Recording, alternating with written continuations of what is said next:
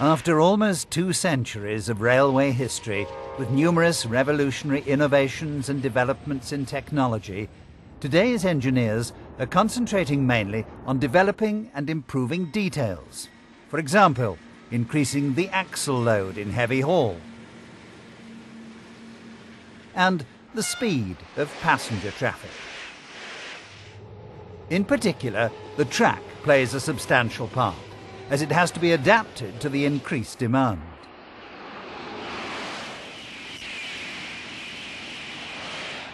Despite the stormy and speedy development of the railways in the 19th century, trains had to travel slowly and noisily over the rail joints.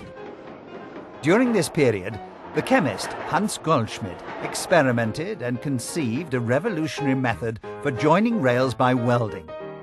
The thermit process was thus invented, which is utilized all over the world, enabling higher speeds and levels of ride comfort to be achieved.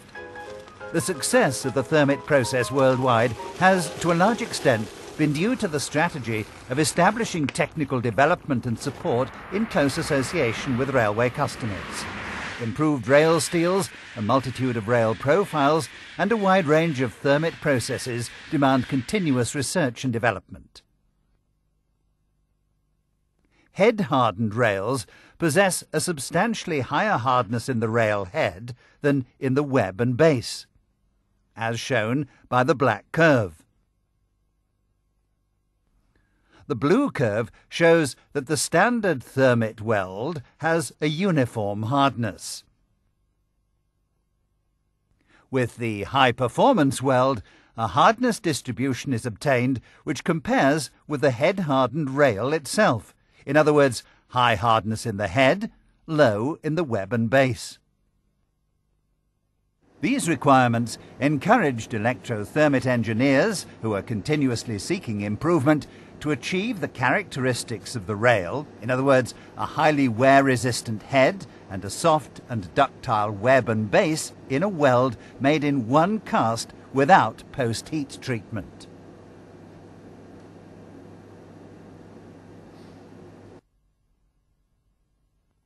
Now, the solution. The secret of the high-performance weld is hidden in this small metal container. Welding is performed in the same way as with the SKV process. The equipment and operational steps are mainly identical. But what happens inside? First, let's follow the operations in real time.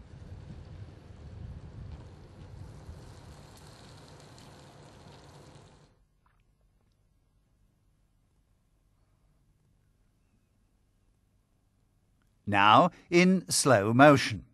In the beginning, the liquid steel is diverted by the plug to both sides and flows via risers to the rail base.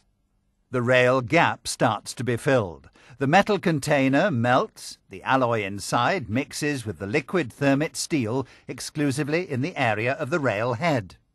What did we achieve? Quite simple. The weld in the area of the rail head and in the area of the web and base now possess the same characteristics as the rail, however, without the need for additional time-consuming heat treatment.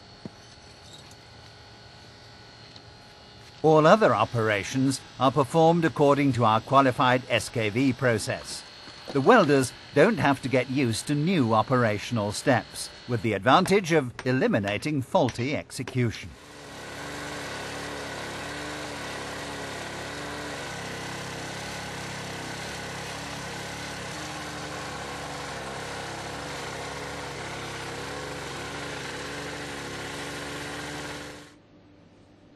More good news.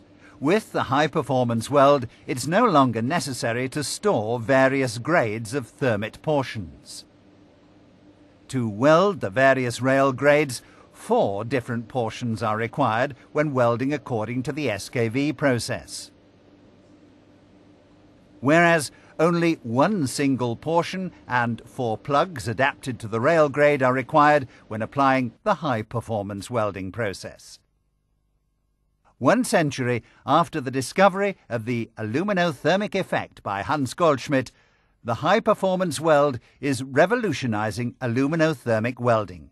Indeed, it's the next generation.